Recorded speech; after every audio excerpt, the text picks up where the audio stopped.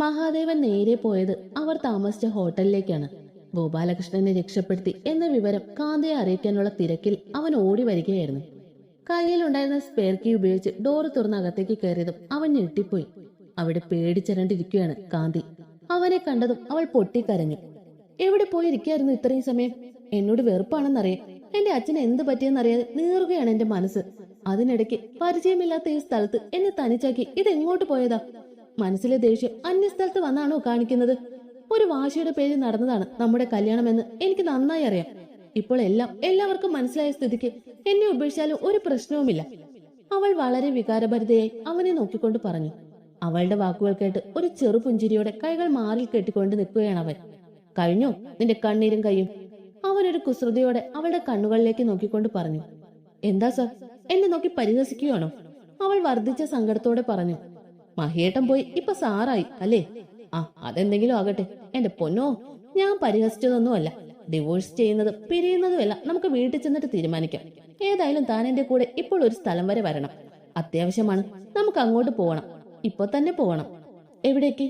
അവൾ സംശയത്തോടെ ചോദിച്ചു. നിന്നെ കൊണ്ട് കളയാൻ പോകുന്നു. അല്ല പിന്നെ, എടി പെണ്ണെ, എന്റെ കൂടെ വരുന്നുണ്ടെങ്കിൽ വാ എന്നും പറഞ്ഞ് അവൻ മുന്നോട്ട് നടന്നു. അവളും എന്റെ പുറകിലായി നടന്നു. അവർ നേരെ പോയത് ഹോസ്പിറ്റലിലേക്കാണ്. അവിടെ റൂമിൽ അവശനായി കിടക്കുന്ന ഗോപാലകൃഷ്ണനെ കണ്ടതും അവൾ അച്ഛ എന്ന് വിളിച്ച് ഓടിച്ചെന്ന് ഗോപാലകൃഷ്ണന്റെ മുമ്പിൽ പൊട്ടിക്കരഞ്ഞു. അവളുടെ കരച്ചിൽ കേട്ട് തളർന്നു ഉറങ്ങിയിരുന്ന ഗോപാലകൃഷ്ണൻ പെട്ടെന്ന് കണ്ണു തുറന്നു. മോളെ, എന്തിനാ എന്റെ മോള് കരയണേ? അച്ഛന് ഒന്നും പറ്റിയിട്ടില്ല, ഞാൻ ഓക്കെയാണ്. കണ്ണു നിറച്ചുകൊണ്ട് ഗോപാലകൃഷ്ണൻ പറഞ്ഞു. എന്തിനാ അച്ഛ അച്ഛൻ ഞങ്ങളോടൊന്നും പറയാതെ ഇങ്ങോട്ട് വന്നത്? അച്ഛൻ തെറ്റ് ചെയ്തിട്ടില്ലെങ്കിൽ അച്ഛന്റെ കൂടെ നമ്മുടെ കുടുംബം മുഴുവൻ നിൽക്കില്ലേ എന്നൊക്കെ അവൾ പറഞ്ഞു തീരും മുമ്പേ ബോധരഹിതയെ താഴേക്ക് വീഴാൻ തുടങ്ങിയവേ പിന്നിൽ നിന്നിരുന്ന മഹാദേവൻ അവളെ ഓടിച്ചെന്ന് ചേർത്ത് പിടിച്ചു.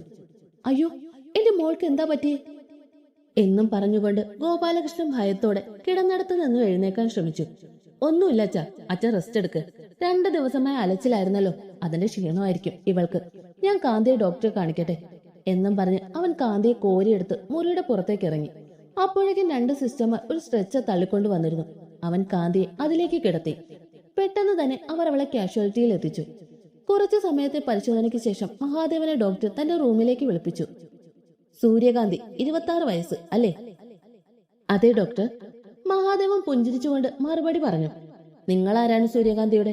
She's my wife. ആണോ? Then congratulation, she's pregnant. Just 4 weeks. ഡോക്ടറുടെ വാക്കുകൾ കേട്ടതും അവന്റെ കണ്ണുകൾ സന്തോഷത്താൽ നിറഞ്ഞു. താങ്ക് യു ഡോക്ടർ എന്നും പറഞ്ഞ് അവൻ അപ്പോൾ തന്നെ ഡോക്ടറുടെ മുറിയിൽ നിന്ന് ഇറങ്ങി ഓടി. അവന്റെ മനസ്സ് കാന്തിയെ കാണാൻ തുടിച്ചു. കാഷ്വാലിറ്റിയിൽ 4 ഭാഗവും തുണിയാൽ മറയ്ക്കപ്പെട്ട കട്ടിലിൽ ട്രിപ്പിട്ട് കിടക്കുകയായിരുന്നു കാന്തിയപ്പോൾ. നഷ്ടപ്പെട്ട ബോധം തിരിച്ചു വന്നപ്പോൾ താൻ കിടക്കുന്ന സ്ഥലം ഏതാണെന്ന് അറിയാനായി അവൾ അവിടെയെല്ലാം ചുറ്റി നോക്കി. അപ്പോഴാണ് അവിടേക്ക് മഹാദേവൻ കയറി വന്നത്. വർദ്ധിച്ച സന്തോഷത്തോടെ അവിടേക്ക് ഓടി വന്ന മഹാദേവൻ കാന്തിയെ കണ്ടതും ഓടിച്ചെന്ന് അവളുടെ നെറ്റിയിൽ ഒരു ഉമ്മ കൊടുത്തു. 2 കവളിലും മാറി മാറി ഉമ്മകൾ കൊണ്ട് മൂടി. മഹാദേവന്റെ ഈ പ്രവൃത്തിയിൽ അസ്വസ്ഥതപ്പെട്ട് കിടക്കുകയായിരുന്നു കാന്തി അപ്പോൾ. കാന്തി, താങ്ക് യു കാന്തി. ഇത്ര പെട്ടെന്ന് നമ്മുടെ ജീവിതത്തിലേക്ക് ഈ സന്തോഷം വരുമെന്ന് ഞാൻ കരുതിയില്ല. ഐ ലവ് യു കാന്തി. അവൻ 2 കൈകളാൽ അവളുടെ മുഖം കോരിയെടുത്തുകൊണ്ട് പറഞ്ഞു. മഹാദേവന്റെ ഈ പ്രകടനങ്ങൾ കണ്ട് അന്തം വിട്ട് കിടക്കുകയായിരുന്നു കാന്തി അപ്പോൾ. എന്താ സാർ ഇത്? ഞാനൊന്ന് ബോധം കെട്ട് വീണപ്പോഴേക്കും നിങ്ങൾക്ക് ഇത്ര സന്തോഷമോ? എന്താ ഡോക്ടർ പറഞ്ഞോ ഞാൻ പെട്ടെന്ന് തന്നെ മരിക്കുമെന്ന്? അവൾ അല്പം പരിഹാസത്തോടെ അവനെ ക്രൂരമായി നോക്കിക്കൊണ്ട് പറഞ്ഞു. അത്ര സമയം മഹാദേവൻ അനുഭവിച്ച എല്ലാ സന്തോഷവും തല്ലിക്കെടുത്തുന്നതായിരുന്നു കാന്തിയുടെ ഈ വാക്കുകൾ. അവളുടെ ഓരോ വാക്കുകളും അവനെ പൊള്ളിക്കുന്നതായിരുന്നു. അതീവ സന്തോഷവനായിരുന്ന അവന്റെ മുഖത്ത് ദുഃഖം തെളിയാൻ തുടങ്ങി. അവൻ കണ്ണിൽ വെള്ളവും നിറച്ചുകൊണ്ട് അവളെ ദയനീയമായി നോക്കി നിന്നു. അവളോട് പറയാൻ ആഗ്രഹിച്ച ആ വലിയ സന്തോഷം അവന്റെ തൊണ്ടക്കുഴിയിൽ വീണ് മരിക്കുന്നു. ഇനി അവ ജനിച്ചാലും എല്ലാം ചാപിള്ളകളായി മാറുമെന്ന് അവൻ ഉറപ്പായിരുന്നു. എന്താ സാറേ, എന്താ ഒന്നും മിണ്ടാതെ നിൽക്കുന്നത്? നേരത്തെ കണ്ട സന്തോഷമൊന്നും ഇപ്പോൾ ഇല്ലല്ലോ. സന്തോഷമൊക്കെ പെട്ടെന്ന് ദുഃഖത്തിന് വഴിമാറിയല്ലോ. എനിക്കെന്തെങ്കിലും അസുഖമാണോ? ഇനി അസുഖമാണെങ്കിലും കുഴപ്പമില്ല, എന്റെ അച്ഛൻ ജീവനോട് തിരിച്ചു വന്നല്ലോ, എനിക്ക് അത് മതി. അവളുടെ വാക്കുകൾ കേട്ടതും കയ്യിലുണ്ടായിരുന്ന അവളുടെ മെഡിക്കൽ റിപ്പോർട്ട് അവൻ അവൾക്ക് നേരെ നീട്ടി. ഇതെന്തെന്ന മട്ടിൽ അവൾ ആ റിപ്പോർട്ട് എടുത്ത് വായിച്ചു നോക്കി. പ്രഗ്നൻസി റിപ്പോർട്ട് പോസിറ്റീവ് എന്നെഴുതിയ ഭാഗം വായിച്ചതും അവളുടെ കണ്ണുകൾ വിടർന്നു. വിശ്വസിക്കാൻ കഴിയാതെ അവൾ അവന്റെ മുഖത്തേക്ക് നോക്കി. ദയനീയമായി അവനെ നോക്കിക്കൊണ്ട് അവൾ അവളുടെ അടിവയറ് കൈകൾ അമർത്തി. ഞാൻ ആഗ്രഹിച്ചിട്ടില്ല, ഒരിക്കലും സംഭവിക്കാൻ പാടില്ലാത്തത് സംഭവിച്ചു. എനിക്ക് ഈ കുഞ്ഞിനെ വേണ്ട, അവൾ ഉറച്ച സ്വരത്തോടെ അവനെ നോക്കിക്കൊണ്ട് പറഞ്ഞു. അവളുടെ വാക്കുകൾ കേട്ടതും അവന്റെ കൈകൾ വായുവിൽ ഉയർന്നു പൊന്തി അവളുടെ കവിളിൽ ആഞ്ഞടിച്ചു. പെട്ടെന്ന് ദേഷ്യത്തെ അവളെ തല്ലിയെങ്കിലും തല്ലിക്കഴിഞ്ഞപ്പോൾ മഹാദേവന് കുറ്റബോധം തോന്നി. സോറി കാന്തി, നീ എന്തു തന്നെ പറഞ്ഞാലും ഞാൻ നിന്നെ തല്ലാൻ പാടില്ലായിരുന്നു. Really sorry. പെട്ടെന്ന് നീ കുഞ്ഞിനെ വേണ്ടാന്നൊക്കെ പറഞ്ഞപ്പോൾ എനിക്ക് സഹിക്കാൻ കഴിഞ്ഞില്ല. എത്രയായാലും നമ്മുടെ കുഞ്ഞല്ലേ. എത്ര പേരാണ് കുട്ടികളില്ലാതെ വിഷമിക്കുന്നത്. അപ്പോൾ ദൈവം കനിഞ്ഞനുഗ്രഹിച്ച് ഒരു കുഞ്ഞിനെ തന്നപ്പോൾ ഇങ്ങനെ വേണ്ട എന്നൊക്കെ പറയുന്നത് ശരിയാണോ? അവൻ അവളെ സമാധാനിപ്പിച്ചുകൊണ്ട് പറഞ്ഞു. ശേഷം അവൻ തല്ലിയ അവളുടെ കവളിലൊന്ന് തലോടി. തൊട്ടുപോകരു തന്നെ. നിങ്ങൾക്ക് പല സമയത്തും പല സ്വഭാവമാ. പരസ്പരം ഇഷ്ടപ്പെട്ട് കല്യാണം കഴിച്ചവരാണ് ഒരു കുഞ്ഞിന് വേണ്ടി ആഗ്രഹിക്കുക. പക്ഷെ നമ്മുടെ കാര്യത്തിൽ അങ്ങനെയാണോ? എന്റെ കുടുംബത്തോടുള്ള പക തീർക്കാനല്ലേ നിങ്ങൾ എന്നെ കല്യാണം കഴിച്ചത്? സത്യങ്ങളൊക്കെ മറച്ചു വെച്ച് ഏതോ നാടകക്കാര് സ്വന്തം അച്ഛനും അമ്മയാണെന്ന് പറഞ്ഞ് ഞങ്ങളെ പരിചയപ്പെടുത്തിയില്ലേ?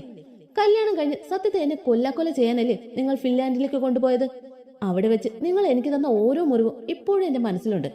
ഞാനും തിരിച്ച് പ്രതികരിച്ചു തുടങ്ങിയപ്പോഴല്ലേ നിങ്ങളുടെ ആക്രമണം അവസാനിപ്പിച്ചത്. നിങ്ങൾ എന്നെ ഉപദ്രവിച്ചതൊന്നും എനിക്കൊരു പ്രശ്നമല്ല. പക്ഷെ ഒട്ടും ഇഷ്ടമില്ലാഞ്ഞിട്ട് വെറും വാശിപ്പുറത്താണ് എന്നെ വിവാഹം കഴിച്ചതെന്ന് അറിഞ്ഞപ്പോൾ ഞാൻ തകർന്നു പോയി. ഒഴുകിയിറങ്ങിയ കണ്ണുനീർ അമർത്തി തുടച്ചുകൊണ്ട് അവൾ പറഞ്ഞു. ശരിയാണ്, എനിക്ക് തെറ്റ് പറ്റിയിട്ടുണ്ട്. നിന്നെ സ്വന്തമാക്കി ഒരുപാട് കഷ്ടപ്പെടുത്തി ഉപേക്ഷിക്കാൻ തന്നെയായിരുന്നു എന്റെ ഉദ്ദേശം. പക്ഷെ നമ്മൾ ചിന്തിക്കുന്ന പോലെയൊക്കെ നടക്കണമെന്നില്ലല്ലോ. നീ എന്റെ ഭാര്യ അതിനു ശേഷം എപ്പോഴും ഞാൻ പോലും അറിയാതെ നിന്നെ സ്നേഹിച്ചു പോയി. മനസ്സിന്റെ ഒരു വശം നിന്നെ ദ്രോഹിക്കാൻ പറയുന്നുണ്ടെങ്കിലും മറുവശം നിന്നെ ആത്മാർത്ഥമായി സ്നേഹിക്കുന്നുണ്ടായിരുന്നു. നീ എന്നെ വിശ്വസിച്ചാലും ഇല്ലെങ്കിലും ഞാൻ ഒരു കാര്യം ഉറപ്പിച്ചു പറയാം. ഈ ജന്മം എന്നിൽ നിന്നൊരു മോചനം നീ പ്രതീക്ഷിക്കേണ്ട. മരണത്തിലൂടെ മാത്രമേ നമ്മൾ വേർപെട്ടു പോകൂ. നീ എന്നെ സ്നേഹിക്കണമെന്നോ ഭർത്താവിന്റെ സ്ഥാനത്ത് കാണണമെന്നോ എന്നൊന്നും ഞാൻ നിർബന്ധം പിടിക്കുന്നില്ല. നിനക്കിഷ്ടമില്ലെങ്കിൽ നിന്റെ വിരത്തുമ്പിൽ പോലും ഞാൻ തൊടില്ല. പക്ഷെ ഒരു കാര്യം, നമ്മുടെ കുഞ്ഞിന് അച്ഛനും വേണം അമ്മയും വേണം. അച്ഛന്റെയും അമ്മയുടെ സ്നേഹം ആവോളം അനുഭവിച്ചു വേണം ആ കുഞ്ഞു വളരാൻ. അവൻ അവളെ നോക്കി സങ്കടത്തോടെ പറഞ്ഞു. അവന്റെ വാക്കുകൾക്ക് മുമ്പിൽ ഒരു വാക്കുകൊണ്ട് പോലും എതിർത്ത് പറയാൻ കഴിയാതെ അവൾ അവനെ തന്നെ നോക്കിയിരുന്നു അല്പസമയം. എന്റെ അച്ഛൻ എവിടെ? ശേഷം എന്തോ ഓർത്തതുപോലെ അവൾ പറഞ്ഞു. ഓ, അപ്പൊ ഓർമ്മയുണ്ട്. ഞാൻ കരുതി ബോധം കെട്ട് വീണപ്പോ പിന്നെ സ്വന്തം അച്ഛന്റെ കാര്യം മറന്നുവെന്ന് എന്നൊക്കെ ചിന്തിച്ച് അവൻ അവളെ നോക്കി പുഞ്ചിരിച്ചു. ശേഷം പറഞ്ഞു, അച്ഛൻ മുറിയിലുണ്ട്. അദ്ദേഹം ഇപ്പോ ഓക്കെയാണ്. തന്റെ ഈ ട്രിപ്പ് കഴിഞ്ഞാൽ നമുക്ക് അങ്ങോട്ട് പോവാം. പിന്നെ ഒരു കാര്യം, എന്നെ ഇഷ്ടമല്ല, എന്റെ കുഞ്ഞിനെ വേണ്ട എന്നൊന്നും ഇപ്പൊ അവിടെ ചെന്ന് അച്ഛനോട് എഴുന്നള്ളിക്കാൻ നിൽക്കണ്ട. പ്രായമായ ആളുകളാണ്, എല്ലാവരും എന്നെപ്പോലെ ക്ഷമിച്ചെന്ന് വരില്ല. അവൻ അവളെ നോക്കി ഗൗരവത്തോടെ പറഞ്ഞു. ആരായി പറയുന്നേ? കാര്യങ്ങൾ ക്ഷമയോടെ കാണുന്ന ഒരാള് ഭാര്യയുടെ കവളടിച്ച് പൊടിച്ചിട്ടാണ് ക്ഷമിക്കുന്നത്. അവൻ തല്ലിയ കവളി തലോടിക്കൊണ്ട് അവൾ ചിന്തിച്ചു. ആ ട്രിപ്പ് കഴിഞ്ഞപ്പോൾ അവർ ഗോപാലകൃഷ്ണന്റെ മുറിയിലേക്ക് പോയി. അപ്പോഴേക്കും അവിടെ ആകാശ് എത്തിയിരുന്നു. ആകാശിനെ കണ്ടതും കാന്തി ഓടിച്ചെന്ന് അവനെ കെട്ടിപ്പിടിച്ചു. ഏട്ട എപ്പോഴാ വന്നേ? കുറച്ചു നേരമായി. രാവിലെ മഹി വിളിച്ചു പറഞ്ഞിരുന്നു. ആകാശ് മഹിയെ നോക്കി ഒരു നിറപുഞ്ചിരി നൽകിക്കൊണ്ട് പറഞ്ഞു. ഇവരുടെ വിവാഹശേഷം ആദ്യമായാണ് ആകാശ് മഹിയെ നോക്കി ഇങ്ങനെ മനസ്സ് നിറഞ്ഞു ചിരിക്കുന്നത്. വിവരം അറിഞ്ഞപ്പോൾ തന്നെ ഞാൻ ഫ്ലൈറ്റ് പിടിച്ച് ഇവിടേക്ക് വന്നു. ഞാൻ ഇവിടേക്കാണ് വരുന്നതെന്ന് വീട്ടിൽ പറഞ്ഞിട്ടില്ല. ഇനി അച്ഛനെ നേരി കാണുമ്പോൾ മാത്രം അവർ സത്യങ്ങൾ അറിഞ്ഞാൽ മതി. അവൻ അവളെ തലോടിക്കൊണ്ട് പറഞ്ഞു. അയ്യോ മോനെ, വീട്ടിലേക്കൊന്ന് വിളിച്ചു പറയണേ. അല്ലെങ്കിൽ ഞാൻ എത്തുന്നത് വരെ ശോഭയും അമ്മയും ഒരുപാട് വിഷമിക്കും. അതിന്റെ പേര് അഭിമോൾ അവളുടെ കോളേജിൽ പോക്ക് നിർത്തും.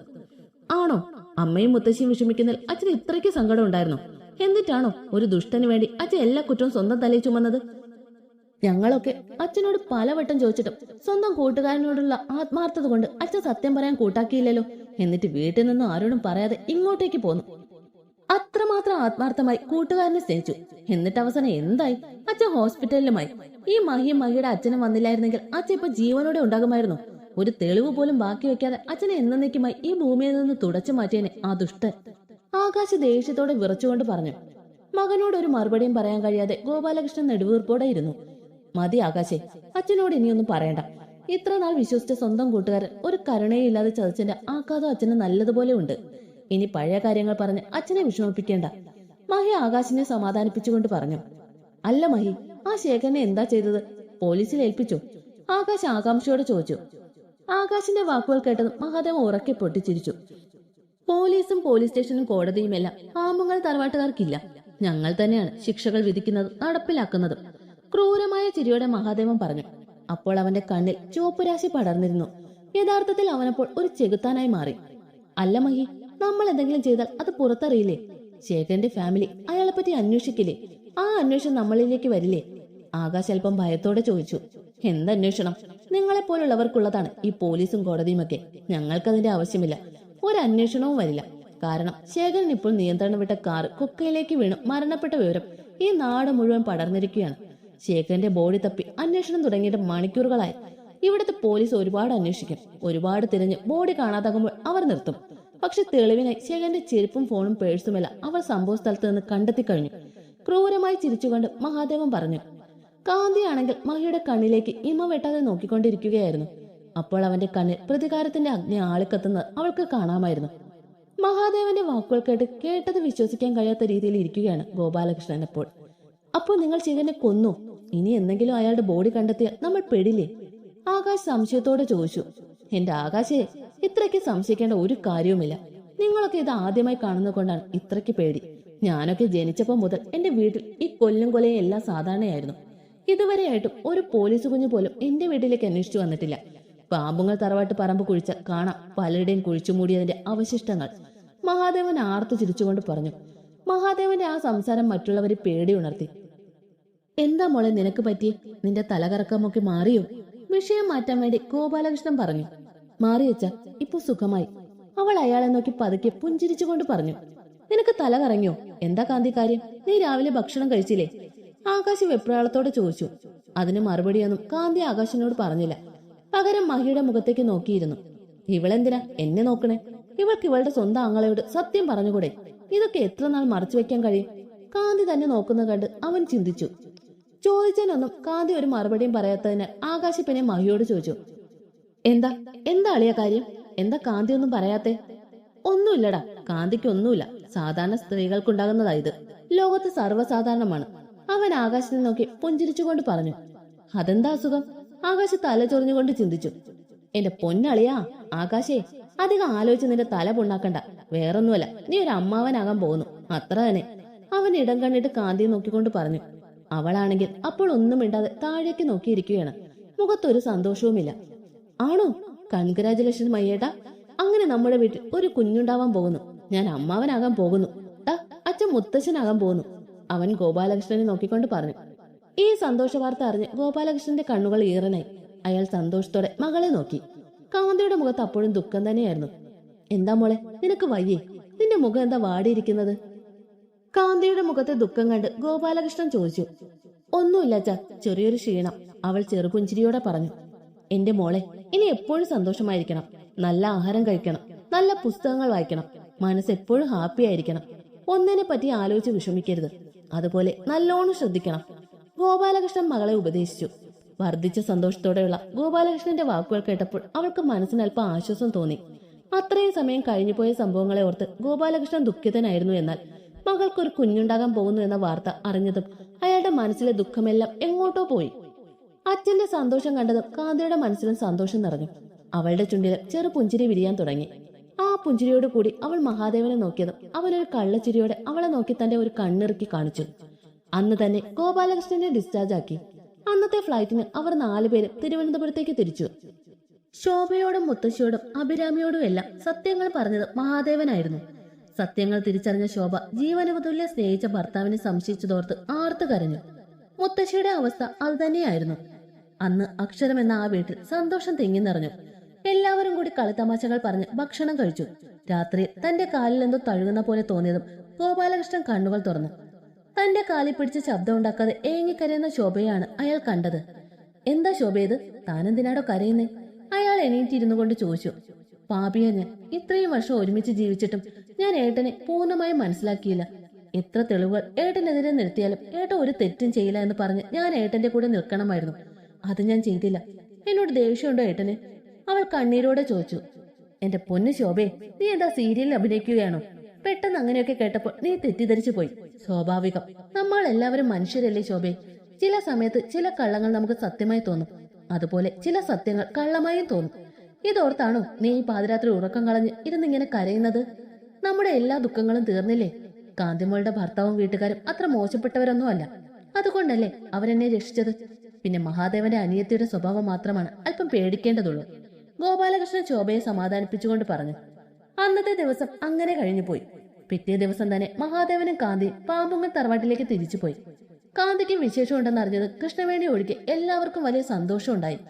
പ്രിയദർശന്റെ മൂത്ത മകനായ സുദർശന്റെ വിവാഹം കഴിഞ്ഞിട്ട് വർഷങ്ങളായെങ്കിലും ഒരു കുഞ്ഞുണ്ടാകാനുള്ള ഭാഗ്യം അവർക്കുണ്ടായിരുന്നില്ല. ആ സന്താന ഭാഗ്യം മഹാദേവന് ലഭിച്ചത് പാമ്പുങ്ങൽ തറവാട്ടി ഒരു ആഘോഷം തന്നെയായിരുന്നു. ആരതി ഒഴിഞ്ഞാണ് മഹാദേവനെയും കാന്തിയെയും അവർ വീട്ടിലേക്ക് കയറ്റിയത്. കാന്തിയെ സ്വീകരിക്കാനായി ആ വീട് മുഴുവൻ അവർ അലങ്കരിച്ചിരുന്നു. ധാരാളം മധുര പലഹാരങ്ങൾ അവൾക്ക് വേണ്ടി ഒരുക്കിയിരുന്നു. പാമ്പുങ്ങ തറവാട്ടിലെ ആഘോഷം കണ്ട് കാന്തിയുടെ കണ്ണ് തള്ളിപ്പോയി. ഇവർ ഇങ്ങനെയൊന്നും ആയിരുന്നില്ലല്ലോ. ഇവരുടെ യഥാർത്ഥ സ്വഭാവം എന്താണ്?